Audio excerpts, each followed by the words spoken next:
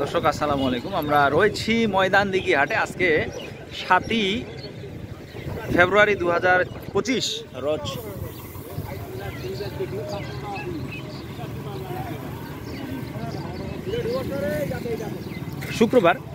শুক্রবার এবং সোমবার 2 দিন হাটটি বসে। পর্যাপ্ত পরিমাণে আমদানি থাকে এই হাটে।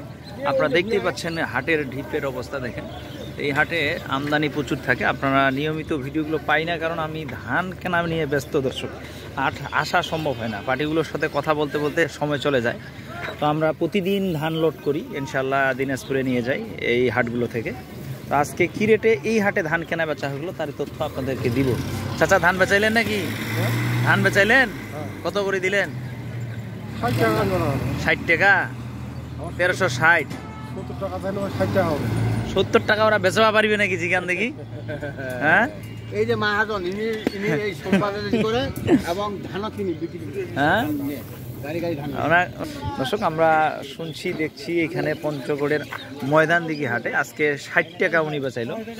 তো মূলত কত করে কিনছেন আজকে? মোট 60 টাকা সর্বোচ্চ বান্ধা কিনছেন। আচ্ছা, লোডের অর্ডার কত পাইছেন এখন পর্যন্ত? 60 টাকা দাম করে। 60 টাকা করে, মানে যা কিনা তাই বেচা, লাভ নাই।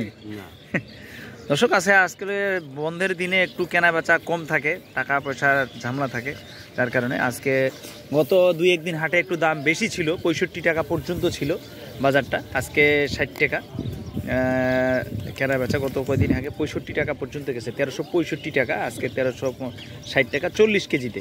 এগুলো 40 কেজিতে মন ধলতা থাকে হাফ কেজি।